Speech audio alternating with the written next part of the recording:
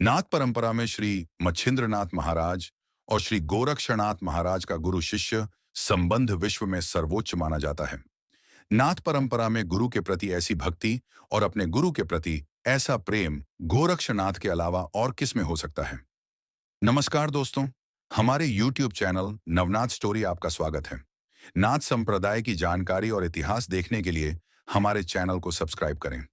जिस महिला को मच्छिंद्रनाथ महाराज ने संतान प्राप्ति के लिए विभूति दी थी, लेकिन उस महिला ने उसे खाने के बजाय विभूति को उखीड़े पर फेंक दिया।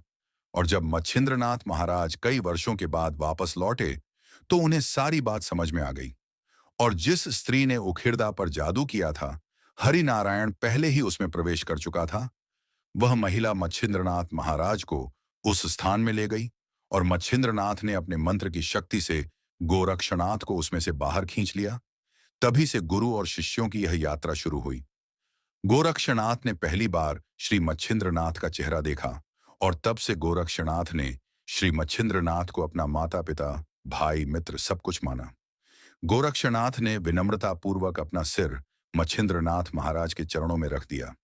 उस प्रणाम में अहंकार नहीं था, प्रश्न था, भूख थी, अभ्यास की, सत्य की और स्वयं को जानने की।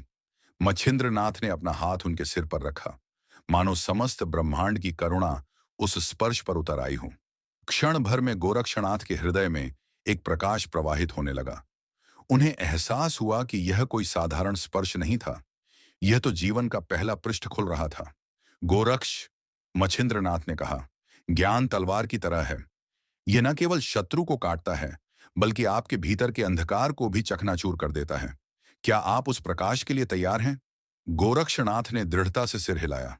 उनके उस सरल इशारे में भावी नवनाथ परंपरा की शक्ति निहित थी। गुरु ने तब उनकी पहली परीक्षा ली।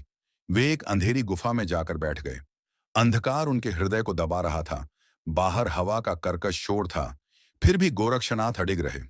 उन्होंने अपने मन को अपनी सांसों की तरह धीमा, मौन और तीक्ष्ण बना लिया। गुरु समझ गए, ये शिष्य केवल सीखने के लिए नहीं, बल्कि एक चमकते हुए तारे की तरह दुनिया को रोशन करने के लिए पैदा हुआ था। कुछ दिनों बाद मच्छिंद्रनाथ ने उन्हें दीक्षा दी। दीक्षा के क्षण में आकाश में एक हवा का झोंका आया, मानो प्रकृति ने स्वयं इस मिलन की घोषणा कर दी हो। गुरु और शिष्य के हाथ जुड़ गए और दोनों के हृदय में एक ही दिव्य ज्योति की ज्योति प्रज्वलित हो उठी।